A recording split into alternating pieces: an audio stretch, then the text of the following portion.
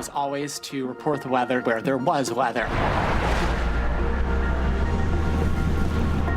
I wanted to go to an area in the Midwest known as Tornado Alley that is more susceptible to tornadoes than anywhere else in the world because of the environment there.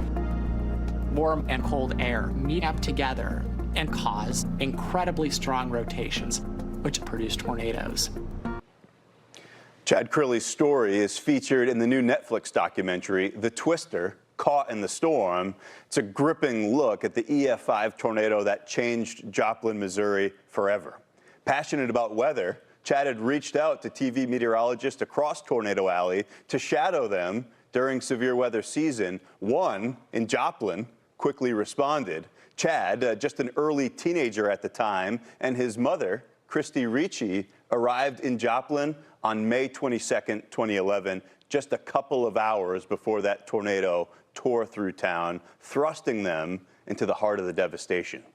The Joplin tornado, with winds exceeding 200 miles per hour, stayed on the ground for nearly 22 miles. It destroyed thousands of structures, including homes, schools, and businesses, causing an estimated $2.8 billion in damage. Entire neighborhoods were flattened in the tornado's path. The tragedy resulted in over 150 fatalities and left more than 1,000 people injured, making it one of the deadliest tornadoes in U.S. history. And Chad Crilly and Christy Ricci join us now to reflect on that unforgettable day and its lasting impact nearly 14 years later. Chad, Christy, it's wonderful to have you both with us here on Fox Weather this afternoon. Chad, I'll ask you first. You had the weather bug as a kid, like many of us do. You had tracked supercells from afar, but that afternoon, I've watched the documentary now, seeing that radar signature approaching where you were standing, you were yelling at the adults about what was coming. That had to have been a nightmare scenario. Yeah, you know, Ian, guys, I think those of us who have the weather bug as a kid kind of always have that passion for the rest of our lives. Always seems to be the case. So like you said, early on, I was obsessed with the weather. So I was studying those structures, what those supercell thunderstorms look like, the velocity couplet. And so when I was in Joplin that day with my mom and with some of the other locals around in the restaurant, seeing that image on the radar was so haunting to me. It's one of the most memorable parts of that day. Seeing the hook echo and the debris ball and the velocity was just so absolutely horrific. It's almost like, you know, you're at a loss for words of what to do and how to react. And so my first reaction was just to go inside and try to warn as many people as I could. And you know, when you think about this, I unfortunately also have a personal connection to an EF-5 tornado, as most of my father's side of the family survived the historic EF-5 tornado that struck Greensburg, Kansas in May of 2007. So this was just 4 years before, of course, the Joplin tornado. Christy, what would you say was the most overwhelming part of experiencing such destruction firsthand, and how did you and Chad react as it was unfolding? Well, I have to be honest with you. I think ignorance is bliss for me at that moment, because Chad was really experienced in weather, and you know, I just kind of supported his passion. And so going back that day, I truly didn't know what was heading our way. I had no idea. All I knew is that Chad ran back into the restaurant and he grabbed me and he said, "Mom, we have to go. We have to go now." And I said, "No, we're okay." You know, everybody around me said that those sirens go off all the time and they kind of cry wolf. "So we're good, Chad. You can sit down and keep eating dinner." And he looked at me again. He said, "No, now. Pay the bill." Or he actually said, I said, "I have to pay the bill." And he said, "No, don't even pay it. We're going."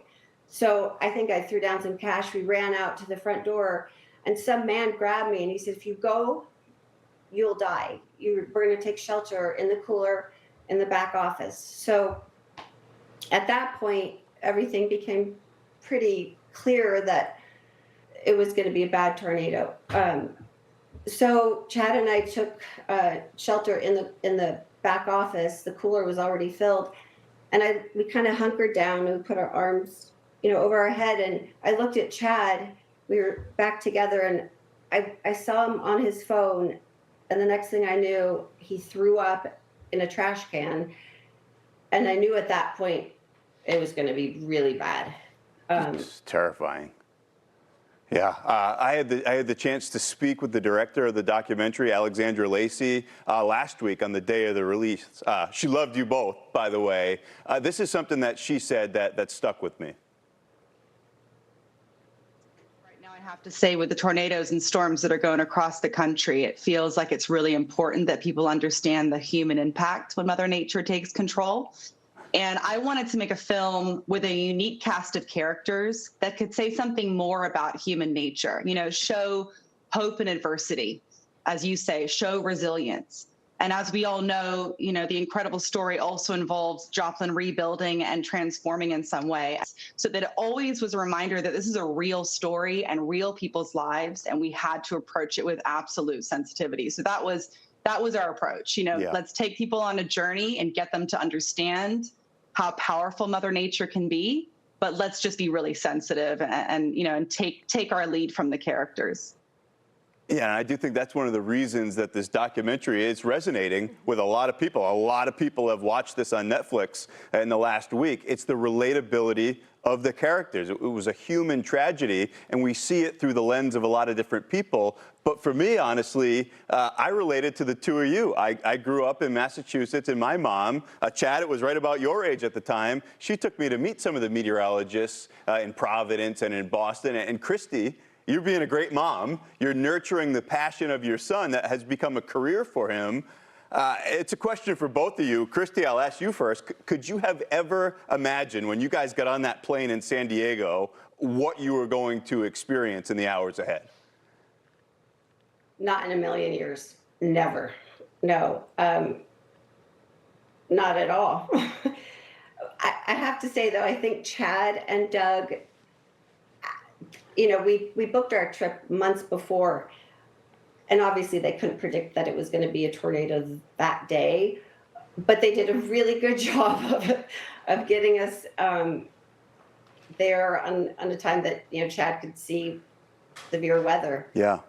So, yeah. And Chad, you went on to have a career on television and beyond.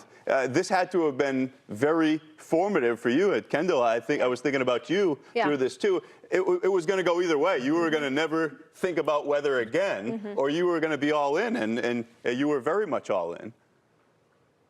Yeah, the bug was already instilled in me, right? And then from that day on, I kind of took what I learned in Joplin and took it with me for the rest of my life and into my career. And that lesson that I learned was severe weather can absolutely have an impact on people's life, on their property. And it gave me that purpose of protecting life and property during severe weather. And I've been really grateful that that sort of drive, that passion has fueled me even more. Like you said, it could have gone the other way around. I could have been completely terrified and turned away from weather as a whole. But luckily, that wasn't the case. And my career has taken me to a few different TV stations across the country. Now I'm sort of venturing out, trying to do my own independent thing with broadcast meteorology, which I'm really excited about. But it all goes back to Joplin and that day and those lessons that I learned. And it helps a ton every single day in the work that I do.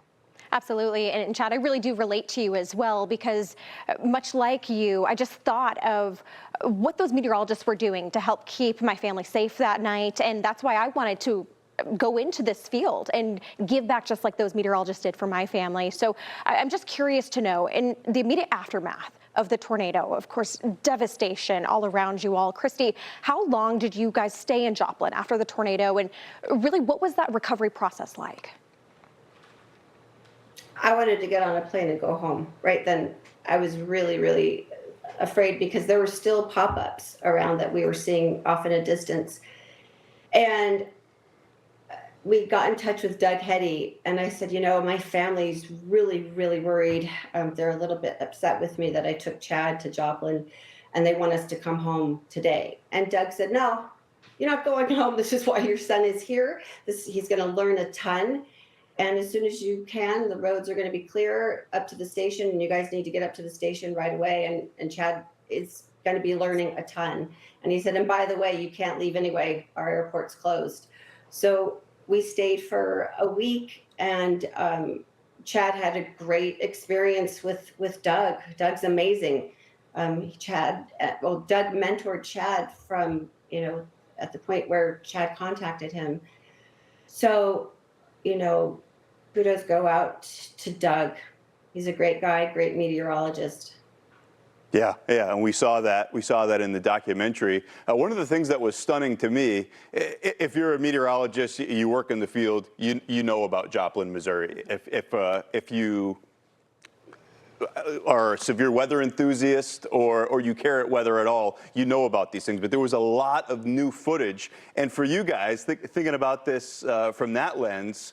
When you saw a lot of that, did it bring you back to that day? I would think for so many people that live in that area, this is 14 years later now, but it must have just felt like it was yesterday. Yeah, I mean, it absolutely did. I think that we as humans sort of heal with time, right? And then as you start to see some of the videos and the images coming back to you, it's very haunting, and those wounds are reopened. And so seeing it on Netflix, even just talking about it during the process of the documentary, was traumatizing once again, but it brings back those emotions of everything that we saw, we heard, but also kind of refreshes my memory too. And I know I mentioned this earlier, but just going back to the whole purpose of why we as meteorologists exist, and why, you know, we are all in this broadcast field. It really is to help people and to save lives.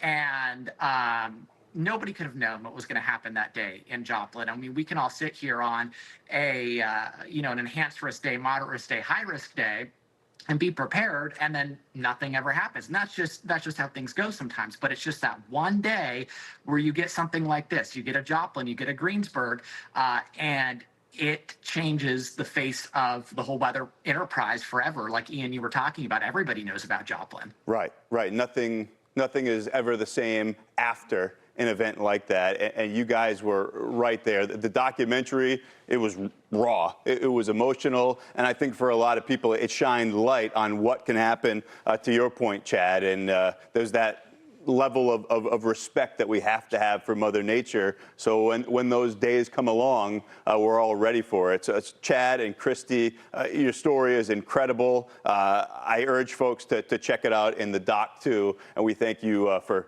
sharing it with us on Fox Weather today. Thank you for being here. Thank you both. Thank you.